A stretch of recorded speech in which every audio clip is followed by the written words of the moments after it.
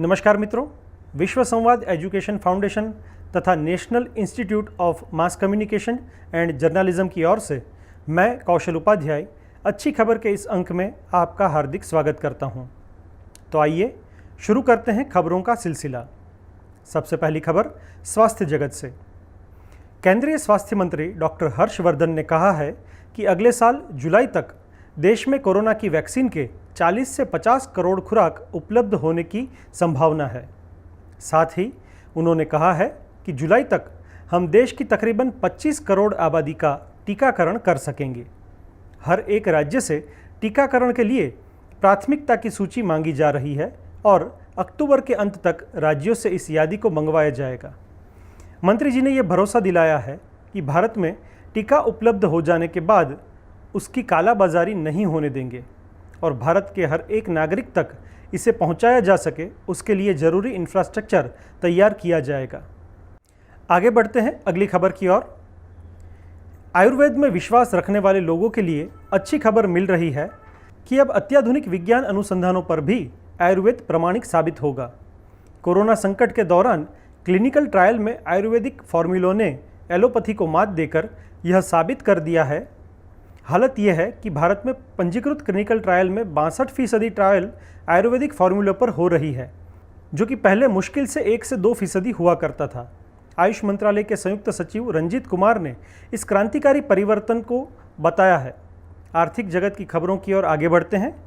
Federation of Indian industries CII ने राष्ट्रीय परिषद में एक सप्ताह में शामिल होने वाले शीर्ष 115 कंपनियों के CEO ने बिजनेस समिट में सुधार होने के संकेत दिए हैं। उद्योग संगठन ने कहा है कि भारतीय उद्योग जगत अब इस वित्त वर्ष की दूसरी छमाही में 50% से अधिक की क्षमता का उपयोग अनुमान लगा रहा है। साथ में वित्त मंत्रालय ने कहा है कि कोविड महामारी से जुड़े जोखिमों से निपटने के लिए सरकार ने जो कदम उठाए हैं उससे देश की आर्थिक बुनियाद मजबूत होगी। अगली खबर देखते हैं भारतीय रेलवे विभाग की। रेलवे के 3 युवा इंजीनियरों ने इलेक्ट्रिक ट्रेन संचालन में खामियों का पता लगाने के लिए एक अनोखा सिस्टम तैयार किया है। बहुत ही कम खर्चे में स्काडा यानी कि supervisory control and data aviation system train संचालन में बिजली आपूर्ति की खामियों की सटीक और त्वरित जानकारी देगा। रेलवे में आपात स्थिति में इलेक्ट्रिक इंजन नियंत्रण के लिए अभी भूमिगत ऑप्टिकल फाइबर केबल बिछाई जाती है।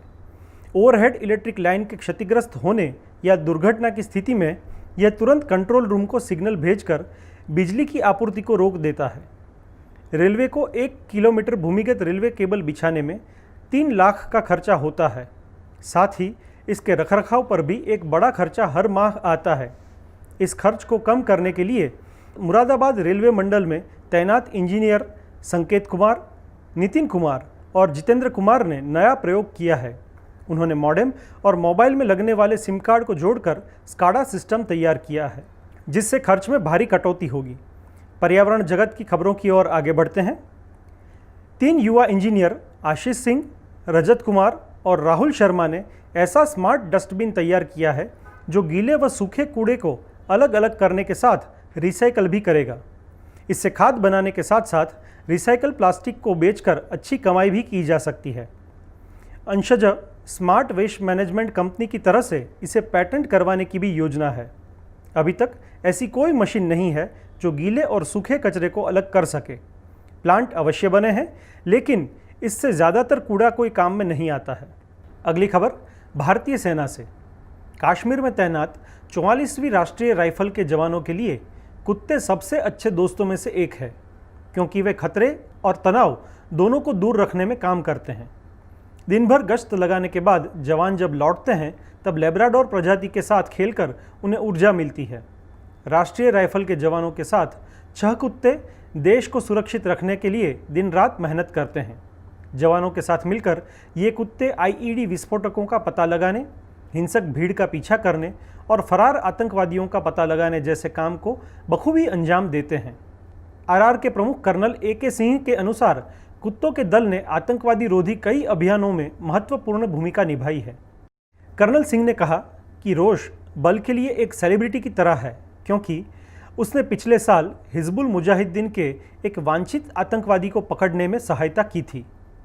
चलिए अब आपको मिलवाते हैं एक ऐसे मानव कंप्यूटर से शकुंतला देवी की बायोपिक अभी अभी आई है, लेकिन अब लंदन में आयोजित माइंड स्पोर्ट्स ओलंपियाड के मेंटल कैलकुलेशन वर्ल्ड चैंपियनशिप में भारत के लिए पहला स्वर्ण जीतने वाले हैदराबाद के 20 वर्षीय नीलाकांत भानु प्रकाश दुनिया के सबसे तेज मानव कैलकुलेटर के रूप में उभरे हैं। दिल्ली विश्वविद्यालय के गणित के छात्र का कहना है कि दुनिया में सबसे तेज मानव कैलकुलेटर होने के 4 विश्व रिकॉर्ड और 50 लिम्का रिकॉर्ड उनके नाम दर्ज है। खेल जगत की बात करें तो स्पेनिश स्टार राफेल नाडाल ने French open tennis grand slam मुकाबले में क्वालिफायर सेबेस्टियन कोर्डा पर 6-1, 6-1, 6-2 की जीत से क्वार्टर फाइनल में प्रवेश किया। तो वहीं महिलाओं के वर्ग में शीर्ष वरीय सिमोना हापेल की हार के साथ सफ़र खत्म हो गया। नाडाल रोलां गैरो पर 14वीं बार क्वार्टर फाइनल में पहुंच गए हैं। 13वां फ्रेंच ओपन खिताब जीतने के प्रयास में जुटे नाडाल ने अभी तक एक भी सेट नहीं गंवाया है। फ्रेंच ओपन में खिताब से उनकी मेजर ट्रॉफियों की संख्या 20 हो जाएगी और वह रॉजर फेडरर के रिकॉर्ड के बराबर पहुंच जाएंगे। वहीं महिलाओं के वर्ग में उलटफेर का दौर जारी रहा, जिसमें पोलैंड की ईगा ने 2018 की चैंपियन हापेल को 6-1, 6-2 से हराकर इस टेनिस ग्रैंड स्लैम से बाहर कर दिया है। सिनेमा जगत की खबरों की ओर आगे बढ़ते हैं। हिंदी सिनेमा में सिटी क्राइम जॉनर में बेहतरीन फिल्म मानी जा चुकी और 3 राष्ट्रीय फिल्म पुरस्कारों समेत दर्जनों पुरस्कार जीत चुकी फिल्म अंधाधुन की दूसरी सालगिरह इसके हीरो आयुष्मान खुराना चंडीगढ़ में मना रहे हैं। मुंबई के बाहर निकल रहे हिंदी सिनेमा के दौर में आयुष्मान अपनी इस फिल्म की कामयाबी के लिए इसके निर्देशक श्रीराम राघवन को सारा क्रेडिट देते हैं और उन्हें इस तरह सिनेमा का उस्ताद मानते हैं। आयुष्मान कहते हैं, श्रीराम राघवन हमारी पीढ़ी के बेहतरीन लोगों में से शुमार है और जब चालाकी भरी साइकोलॉजिकल थ्रिलर की बात आती है तो वह पूरी तरह से इस जॉनर के उस्ताद हैं। श्रीराम सर के साथ रचनात्मक तौर पर जुड़ना और उनसे सीखना मेरे लिए बहुत बड़ा सौभाग्य है। आयुष्मान कहते हैं कि मुझ पर भरोसा जताने के लिए मैं श्रीराम सर का शुक्रगुजार हूं और उनके साथ दोबारा काम करने के लिए मैं बेहद उत्सुक हूं। उम्मीद है हम जल्द ही साथ होंगे। अगली खबर की ओर आगे बढ़ते हैं। बॉलीवुड के मशहूर डायरेक्टर अनुभव सिन्हा का नया भोजपुरी गाना रिलीज़ हुआ है, बम्बई में काबा। इस म्यूज़िक वीडियो में बॉलीवुड एक्टर मनोज वाजपेयी नज़र आ रहे हैं। खास बात यह है कि बम्बई में काबा गाने का शूटिंग कोरोना वायरस के दौरान एक दिन में सिटी स्टूडियो में किया गया है। पूरा गीत मनोज वाजपेयी द्वारा गाया गया है और परफॉर्म भी किया गया है। पहली बार मनोज वाजपेयी भोजपुरी अंदाज में रैप करते हुए सुनाई दे रहे हैं। फैंस को उनका अंदाज काफ़ी पसंद आया है। चलिए दोस्तों, इस खबर के साथ अच्छी खबर का यह अंक हम यहीं समाप्त करते हैं। अगले अंक में हमारे छात्रों के साथ आपसे फिर से जुड़ेंगे। तब तक घर में रहें, स्वस्थ रहें। नमस्कार।